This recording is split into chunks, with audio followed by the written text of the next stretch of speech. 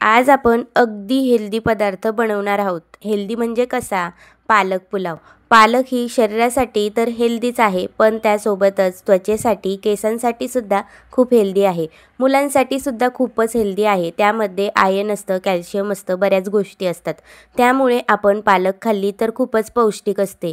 आज आपण याच पालकपासून हेल्दी असा पालक पुलाव बनवलेला आहे. अगदी सोप्या पद्धतीने बनवलेला आहे.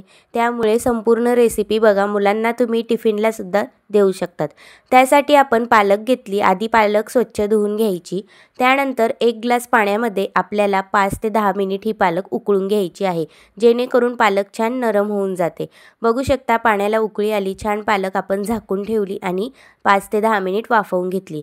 त्यानंतर एक मिक्सर जार घ्यायचं. त्यामध्ये आपल्याला 3-4 मिरच्या घ्यायच्या, लसूण, अद्रक आणि थोडीशी कोथिंबीर घ्यायची.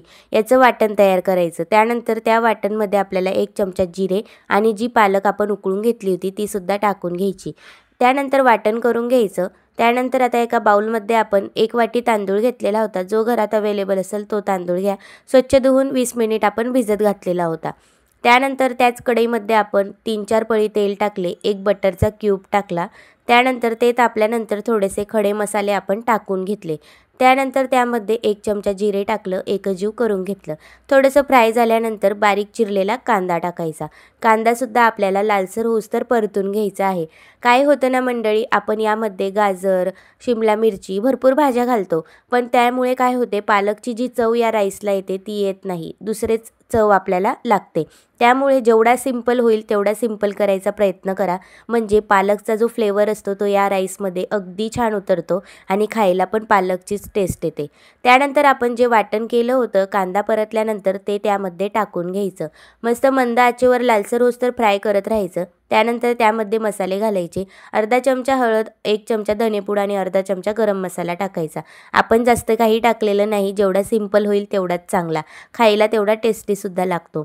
त्यानंतर जो तांदूळ आपण 20 मिनिट भिजत घातलेला होता त्याचं संपूर्ण पाणी काढायचं आणि या मसाल्यामध्ये अशा पद्धतीने टाकून घ्यायचं. पाणी टाकल्यानंतर मस्त परतून घ्यायचं. त्यानंतर मिक्सर जारमध्ये थोडंसं वाटण राहिलं होतं ते सुद्धा पाणी घालून आपण यामध्ये टाकून घेणार आहोत.